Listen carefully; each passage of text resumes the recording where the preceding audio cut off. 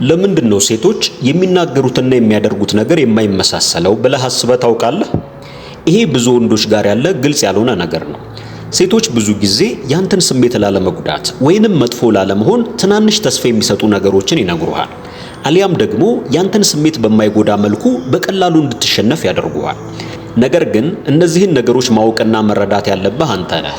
በዛሬው ዝግጅታችን ላይም ሴቶች እነዚህን ነገሮች ሲናገሩ በትክክል ምን ማለት እንደፈለጉ እንድታውቅ እንዲሁም ሴቶች የሚሰጡህን አንዳንድ የተሳሳተ ምስል ከአእምሮህ እንድታወጣ የሚያግዙህን ጥበቦች አጠር አድርገን የምንመለከት ይሆናል። የፍቅር ግንኙነት ውስጥ መግባት አልፈልግም። በእውነቱ ይሄ ማለት ካንተ ጋር የፍቅር ግንኙነት አልፈልግም እንደማለት ነው። በዚህ ጊዜ ማድረግ ያለብህ ትልቁ ነገር እሱ አንድ ቀን ወይንም የሆነ ጊዜ ላይ የፍቅር ግንኙነት መፈለጉ አይቀርም ብለህ አለመጠበቅና ጊዜህን አለማጥፋት ነው። ምክንያቱም እውነቱ ይሄ ነው። ካንተ ጋር ነው ይሄንን ነገር ማድረግ የማትፈልገው። ካንተ ጋር ነው የፍቅር ግንኙነት መጀመር የማትፈልገው። ምናልባትም በፍቅር አይን አታይህም ወይንም ደግሞ ካንተ ጋር መሆን አትፈልግም ይሆናል። ነገር ግን አንድ የምትፈልገው ወንድ ቢመጣ መቼም ቢሆን የፍቅር ግንኙነት ውስጥ መግባት አልፈልግም አሊያም ደግሞ ከሱ ጋር የፍቅር ቀጠሮችን ታደርጋለች፣ ምክንያቱም ለሱ ፍላጎት አላት። ከሱ ጋር የፍቅር ቀጠሮችን ታደርጋለች ምክንያቱም ለሱ ፍላጎት አላት። እንዲሁም ምንም ሰበብ አትጠቀም። ብዙ ወንዶች ይሄንን ሲሰሙ አሁን ላይ ዝግጁ አይደለችም፣ ስለዚህ ዝግጁ እስከምትሆን እጠብቃለሁ ወይንም ሐሳቧን ልትቀይር ስለምትችል ከሌሎች ሴቶች ጋርም አልገናኝም ብለው ያስባሉ። ነገር ግን አንድ ሰው በግልጽ እንደማይፈልግህ ከተናገረ ሐሳቡን እስከሚቀይር ድረስ መጠበቅ አስፈላጊም ተገቢም ነገር አይደለም። እንዲሁም አንተ ዝግጁ ለሆንክበት ነገር ዝግጁ ያልሆነን ሰው መጠበቅ አይኖርብህም። ብዙ ጊዜም ትክክለኛው ሰው በተሳሳተ ጊዜ የሚሉ ነገሮችን ሲናገሩ ትሰማለህ። ነገር ግን እንደዚህ የሚባል ነገር የለም። ትክክለኛው ሰው ብትሆን ትክክለኛው ጊዜ አሁን ነበር። ስለዚህ ማድረግ ያለብህ ነገር በሆነ ምክንያት ሐሳቧን እስከምትቀይር ወይንም ደግሞ እሺ እስከምትል ድረስ ቁጭ ብለህ አለመጠበቅና ላንተ ዝግጁ ያልሆነን ሰው ትተህ መሄድ መቻል ነው።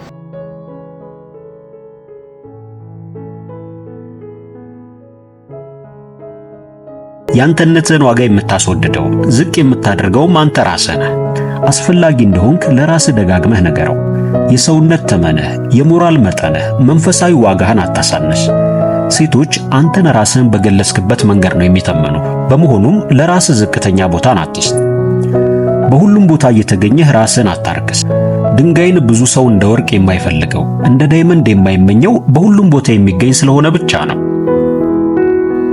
ቁጥር 2 ስለ ደህንነትህ እርግጠኛ ሁን። ባለህበት ሁኔታ ሰላም ይሰማህ። ትላንትህ ጠባሳ የጣለበት ሳያንስ ዛሬም አንተው በፈቃድህ ተጨማሪ ጠባሳ ራስ ላይ አትጣል። ከህመምህ ለመንጻት መተው ያለብህን ነገር ተው። ስለ ወደፊት ህይወትህ የሚጎዳህ ከሆነ ራስህን ፍታ። በእርግጥም ህይወትህን በስኬት ለመኖር ከፈለክ የይቅርታ ልብ ይኑርህ። ሸክምህን አራግፍ። ለደህንነትህም ዋስትና አስቀምጥ። በምርጫህ ወደፊት ተመልከት። ኋላ ከቀረውና ከተበላሸው ይልቅ የሚመጣውና ማስተካከል የምትችለው ጉዳይ ላይ ብቻ አተኩር። ካለፈው ስህተትህ በላይ በመጪው መልካም ጊዜ ላይ ተደገፍ። በበቀል ጊዜያዊ ደስታን ከማግኘት በተሻለ በይቅርታ ዘላቂ ሰላምን አትረፍ። ቁጥር 3 ለተወሰነ ጊዜ አረፍ በል። ራስህን ለማረጋጋት ጊዜ ውሰድ። ራስህን ለመጠገን የተወሰነ ሰዓት መድብ። ባለማስተዋል ስትጣደፍ የሚያመልጡህ ውድ ስጦታዎችን አስተውል። ጤናህ፣ ውስጣዊ ሰላምህ፣ እርካታህ፣ የህይወትህ ጣዕም፣ ቤተሰቦችህ፣ ዘመዶችህና ወገኖችህ ይታወሱህ። ከከፍታው ላይ የምትደርሰው ራስህን እያጠፋህና አካባቢህን ረስተህ አይደለም። የህይወት ሩጫ ፋታ ባይሰጥም ዋጋ የማይወጣላቸውን በረከቶችህን ለመጎብኘትና ለመንከባከብ ግን ጊዜ አታጣም። በእጅ ሳሉ የሚረክሱ ስታጣቸው ግን የሚወደዱ ስጦታዎች አሉ። ዛሬ ችላ ብለህ የምታጣው ጤንነት ነገ ያፈራኸውን ሁሉ ብታፈስበት ላይመለስ እንደሚችል እወቅ። ቁጥር 4 ለጊዜ አስብለት። ዕድሜህ አጭር እንደሆነ አስብ። ግን ደግሞ በዚህች አጭር ህይወት ውስጥ በማይሆንህ ነገር ስትባክን ያሳዝናል። የፈለግከውን ሳታደርግ ስትሞት አስበኸዋል? ቤተሰቦችህን ሳታስደስት አስበው። ጭራሽ እሷ የማትፈልግህን አንዲት ሴት እያሰብክ እየተከስክ ሙሉ ጊዜህን እያቃጠልክ ያለኸው የማይሰራ ከሆነ ለምን እርግፍ አድርገህ አትተውም? ወንድሜ ብዙ ምርጫ አለ። ሁሉን ነገር ሚዛን ላይ አስቀምጠህ ተመልከት። ለሰውና ለራስህ የምትሰጠው ጊዜ ይመጣጣል። ለራስህ የሚገባህን ሰዓት ስጥ፣ ለሰውም እንደዛው። በመሆኑም ጊዜ ወርቅነቱን ከተረዳህ ለምን ዋጋ የማይሰጠው ሰው ጋር ሄደህ በርካሽ ትሸጠዋለህ? ቁጥር 5 ከማይገባህ ቦታ ራቅ። አንተ ከማይገባህ ቦታ ስትጠፋ ሁሉም ይፈልግሃል፣ ሁሉም ያስብሃል። ዋጋህም በደንብ ይሰማቸዋል። በመኖርህ እነሱ ጋር በመብዛት ያጣኸውን ዋጋ ከነሱ ርቀህ ስትሄድ አጥብቀህ ታገኘዋለህ። ወረት ብቻ በሆነበት በዚች ዓለም ላይ አስተውል። ማንም ከመብዛት የተነሳ እንዲሰለቻቸው አታደርግ። ሴቶች ዋጋዬ እንዲገባቸው ምን ላደርግ ካልከኝ በቀላሉ አትገኝ ይሆናል መልሴ። ማንም አቅልሎ እንዲመለከተህ እንዲናገርህ አትፍቀድ። አሸርጋጅ፣ አሽቃባጭ፣ አድርባይ አትሁን። ራስህን ውደደው፣ ተቀበለው፣ ለራስህ ትልቅ ቦታ አንስጠው። ያንተ ዋጋ በሰዎች እንደማይተመን በተግባር አሳይ። ያንተ ልኬት ራስህ ብቻ እንደሆንክ አስታውስ። ክብር የሁሉም ሰው ጥማት ነው። ነገር ግን ያንን ክብር የሚያገኙት ራሳቸውን አክብረው የሚያስከብሩ ብርቱ ሰዎች ብቻ እንደሆኑ እወቅ። ቁጥር 6 የይቅርታ ሰው ሁን። በይቅርታ ዘላቂ ሰላምን አትረፍ። የህይወት መልካም ገጠመኞችም ሆነ አጸያፊ ገጾች ማለፋቸው አይቀሬ ነው። ነገር ግን አልፈው በአዲስ ክስተት ለመተካት የእኛን ፈቃደኝነት ይፈልጋሉ። ስህተትን በስህተት ጥፋትንም በጥፋት አታርመውምና ትላንትህ ጥላን ታሪክህም ታሪክ እንዲሆን ፍቀድለት። ባለፈው መጥፎ ጥላ የአሁኑን ውዱን ብሩህ ጊዜህን አታጨልመው። ካለፈው ትላንትህ ዛሬ ያለህበት አሁንህ ዋጋ እንዳለው አስታውስ። ካለፈው ታሪክህ በላይ ከአሁን በኋላ የምትሰራው ታሪክ የህይወትህ ወሳኝ ምዕራፍ እንደሆነም ተገንዘብ። ሐሳቦችህ እንደ ወንዝ በአእምሮህ ይፈሳሉ፣ ነገር ግን ሳታውቀው ይጠፋሉ። ትላልቅ ወሳኝ እይታዎች ይመጣሉ፣ ነገር ግን እንዴት እንደመጡ እንኳን ሳታውቅ መረሳታቸውን ትገነዘባለህ። ቁጥር 7 ስለ ትላንትህ ብዙ አትጨነቅ። ማንም ታሪክ አልባ ሰው የለም። ሁሉም ትላንት ነበረው፣ አምና ነበረው፣ ካቻምናም ነበረው፣ ከዛም በላይ ዛሬ አለው፣ እንዲሁም ነገም ይኖረዋል። ትላንትህ በልጅነት እሳቤ፣ በልጅነት ጨዋታ፣ ባልተገራ ማንነት፣ ባልተቃኘ ስብዕና ያልፋል። ማስተዋል አለመቻልህን ስታስብ፣ ብስለት ከማጣትህ የተነሳ ያጠፋኸውን ጥፋት፣ የደረሰብህን ችግር ዞር ብለህ ስትመለከት የሆነ ነገር የማይታመን አይነት ታሪክ መስሎ ሊታይህ ይችላል። አንዳንድ ሰሞን በራስህ ማዘዝ እንደማትችል፣ እቅድህን ማስፈጸም፣ ፍላጎትህን ማስቀደም፣ የልብ መሻትህን መከተል የማትችልበት አጋጣሚ መኖሩ አይቀርም። ሐሳብህ ሌላ፣ እቅድህ ሌላ፣ ስታደርግ የምትገኘው ነገር ደግሞ የሱ ተቃራኒ ሆኖ ልታገኘው ትችላለህ። ማደግ የሚባለው ማንነት እስኪመጣ ድረስ አመለካከትህ በሙሉ ውስንነት ያጠቀዋል። በጊዜያዊ ደስታ የታሰረም ይሆናል። የሚታይህ በሙሉ የሚያልቅብህ ይመስል ዛሬ አሁኑኑ ሁሉንም ካላደረግኩ፣ ሁሉንም ካልተጠቀምኩ ትላለህ። እዚህ ጋር አስተውል። ቁጥር 8 የአእምሮህን ጤንነት ጠብቅ።